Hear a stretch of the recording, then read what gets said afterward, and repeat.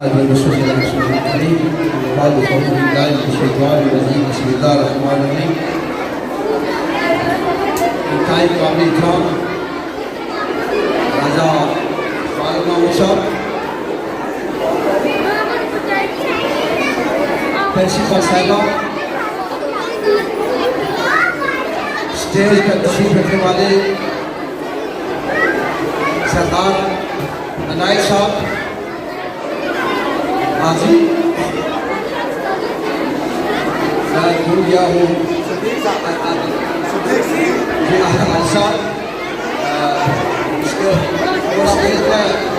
شریف آور جناب عتیق شدید صاحب، نسیم ججوہ صاحب، دیگر اس پنڈال میں تشریف رکھنے والے میرے انتہائی قریبی ساتھی مجاہدین کے مشتبان جناب اجمل ججوہ صاحب، اور ان پر نہ صرف کرتے کوٹلی میں میڈیا کے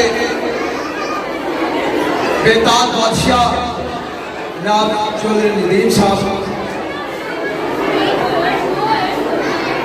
میں سوچتا ہوں کہ میں اپنے گفتگو کا آغاز کہاں سے کروں۔ پہلے تو میں تمام کامیاب بچوں کو مبارکباد پیش کرتا ہوں اور اس پورے اسٹاف کو ان کی محنت لگن پہ سلام پیش کرتا ہوں، مبارکباد پیش کرتا ہوں۔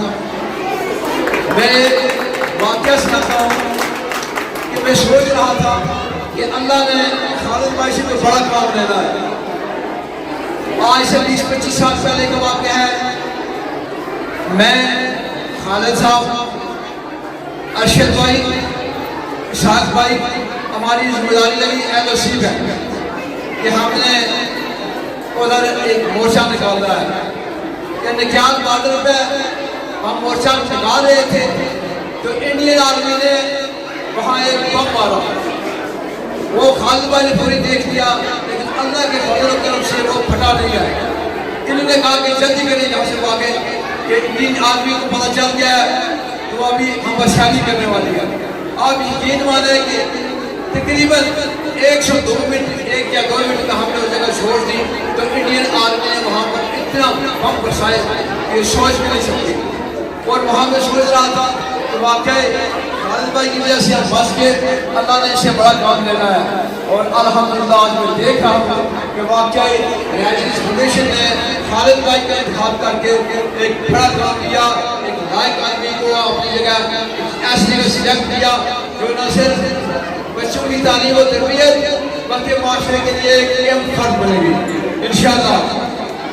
میں ریاضیز فاؤنڈیشن والوں کو سلام پیش کرتا ہوں کہ آپ نے بچوں کی تعلیم و تربیت کے لیے ایک اچھا کام کیا، اور بچوں کی نہ صرف تعلیم بلکہ تربیت کے لیے بھی کام کیا۔ میں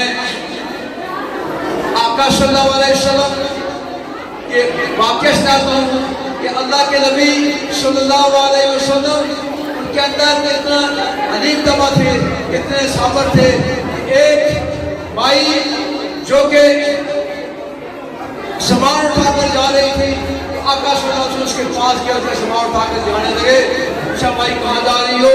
تو مائی نے یہ کہا کہ یہاں ایک جادوگر ہے، وہ جادو کر دے گا، اس لیے اس کے گھر سے میں جا رہی ہوں۔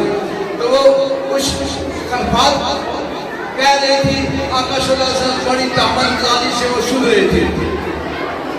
میرا کہنے کا مقصد یہ ہے کہ تعلیم نہیں بلکہ تربیت کا زیادہ اثر ہوتا ہے۔ اللہ کے نبی صلی اللہ علیہ وسلم نے صحابہ اکرام کی تربیت کی، اور اس تربیت کا نتیجہ تھا کہ بڑے بڑے کافر، بڑے بڑے ظالم لوگ کے آگے سرنگو ہو گئے۔ سیدنا حضرت عمر فاروق کا دور ہے، خلیفہ ہیں، اور فجر کی نماز کے بعد سوچتے ہیں کہ ابھی 2 گلیاں باقی رہ گئی ہیں۔ ایک گلی میں گئے، ایک مائی اندر تھی، اس مائی سے اجازت مانگی تو مائی نے اجازت دیر سے انکار کر دیا۔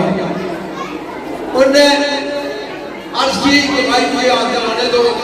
بھائی نے کہا کیوں آؤ گے؟ انہوں نے کہا مجھے اجازت دو۔ وہ اندر آئے تو بھائی نے کہا کہ 25 دینار کی مقروضہ ہوں، میرا گھر والا بہت ہو گیا ہے، کھانے پینے کے لیے کچھ نہیں ہے.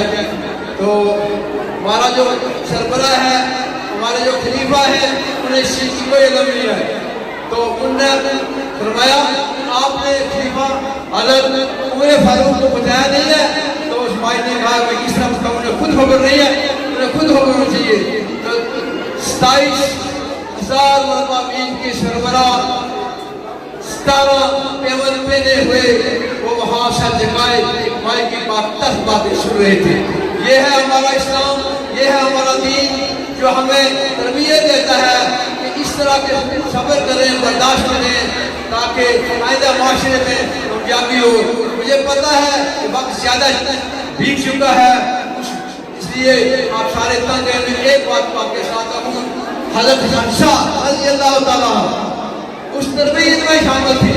تو ایک جنگ میں انہوں نے اپنے 4 بچوں کو بلایا اور ان سے کہا کہ بیٹا کل جنگ کے شعلے خوب بھڑکیں گے، اس میں آپ نے جانا ہے اور بے درائی کرنا ہے.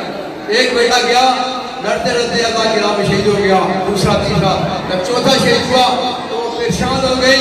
تو لوگوں نے پوچھا کہ آپ پریشان ہو گئی ہے کہ آپ کا بیٹے شہید ہو گئے؟ انہوں نے کہا نہیں، اس لیے میں پریشان نہیں ہوئی ہوں، میں اس لیے پریشان ہوں کہ میرے اور بیٹے ہوتے وہ بھی اللہ کے راستے میں دے دیتے. میں راجی قریش والوں کی تربیت کو سلام پیش کرتا ہوں. آج میں نے دیکھا کہ یہاں بچے مختلف پروگرام پیش کر رہے تھے. چند بچوں نے جو غزہ کا پروگرام پیش کیا، میں انتہائی سے متاثر ہوں کہ الحمدللہ یہ واقعی راجی والوں نے اچھی تربیت دی ہے. اس سے پہلے یہاں چیئرمین صاحب آئے تھے، انہوں نے ایک سوال اٹھایا تھا کہ سرکاری اداروں کی کارکردگی ٹھیک نہیں ہے. میں پوچھتا ہوں کہ سرکاری اداروں کی کارکردگی ٹھیک نہیں ہے تو اس کا ذمہ دار کون ہے؟ سوچیں کہ اگر اس ہمارے علاقے میں چیک اینڈ بیلنس ہو تو یقین مانیں نہ صرف سرکاری ادارے بلکہ سارے ادارے رائجز کی طرح روشن ہوں، اچھی تربیت کریں. ایک بار پھر تمام رائجز کمیشن والوں کو، اس پورے اسٹاف کو مبارکباد پیش کرتا ہوں اور آپ کی طرف سے 10,000 ان کے کھانے کے لیے دیتا ہوں، بغیر چائے کے لیے. اللہ حافظ.